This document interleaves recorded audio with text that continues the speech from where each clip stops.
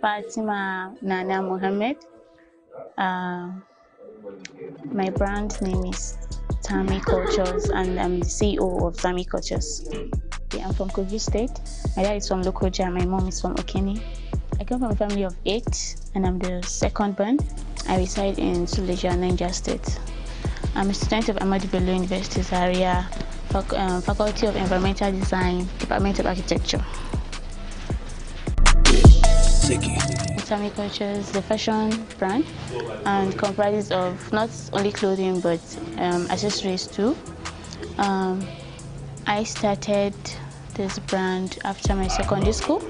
Before I got admission, while waiting for admission, I went to learn how to sew, and then I developed the acts and the love for fashion. And I've always loved to create things, and my love for creativity, and that also helped me out while I was starting up my brand. And I'm planning to go into making bags and shoes also. I'm going to learn how to make those and attach it to my brand. So I think maybe in the nearest future, very soon, when I have the time, I'm going to include that. So for now, it's just a clothing line. Most of my work are on gowns, material gowns, skirt and blouse. Like I do already made, so like most of the clothes I wear, I made them. I have big buy clothes. So even this one you're seeing in my body, it's part of my work.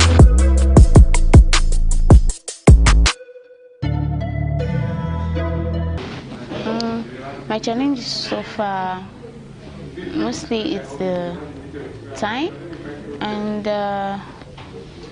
when I start to sew, like I focus so well, like all my attention will be on that particular thing and try to bring up.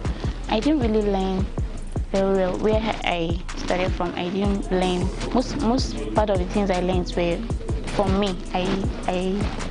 I lectured myself, and maybe sometimes watch some tutorials on YouTube, and then come up with my own style of making a particular thing. Maybe if it's a trouser and I'm having a difficulty cutting it, after watching I come up with my own way of cutting. And then so every little thing I do, I create my own way of cutting. I create my styles myself.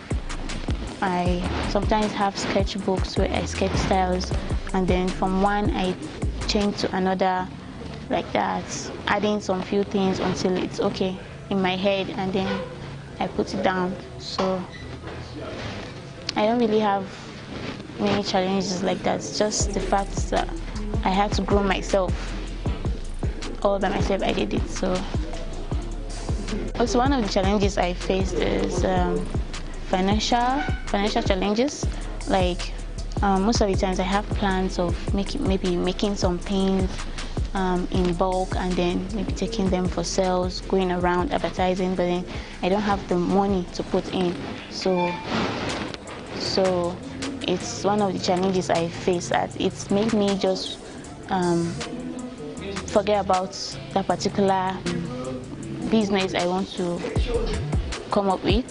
So since I don't have the money to do that, I will just forget about it and then continue with my work. If I have work, I do it, and if I don't, and sometimes after investing your money, people might not like, maybe they have their own particular style they want.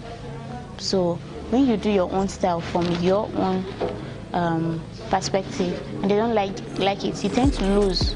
So that is another thing that makes me sit back and not venture. So maybe when I'm fully prepared financially and in every way, I'm going to go in big for it. So for now, I just have to lay low. If anybody wants, they give me their style. If they don't have their style, I create my own style, and I make the dress or whatever they want, and then they like it, fine, I'm okay with it. So, and most of everything I've been doing so far, it's always good by God's grace. So I try my best to make sure it fits that particular person wearing it, since people have different kinds or shapes of body. So you have to know and try as much as possible to know what's going to fit that person before you make something. Try people that don't have the sense of styles, they just give you their material and be like, please just do whatever you want to do with it.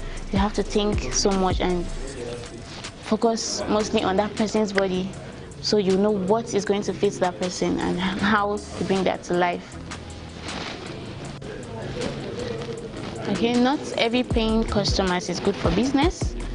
Why I agree with this, because there are some customers, although they are going to pay you, but they have issues.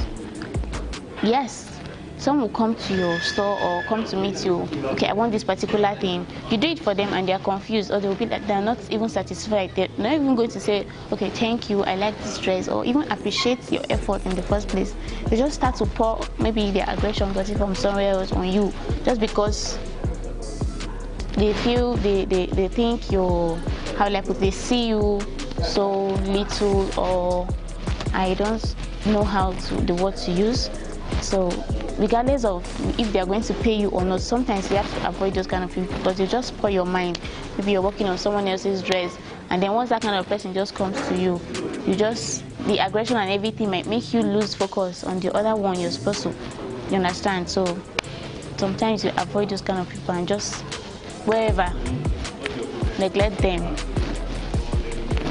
What I've noticed, people always complain that tailors are disappointments and this and that. The thing is that if you know how to do your job well, no matter how a person complains, the person really likes your work, the person is going to come back to you. Even if you take forever to give that person that clothes, you still go back to that person as a customer because you really like that work. The person gives you his or her best, regardless of the time it takes. You will still go back there. That's how people, and they will still keep complaining that they disappoint them and all that and all that. So maybe we should try our best to make sure our customers are not disappointed in us, make them happy, try to keep to our promises, try to finish up our work before time or even at the right time, so as to put a smile on our customers' faces and give them, encourage them to come back for more.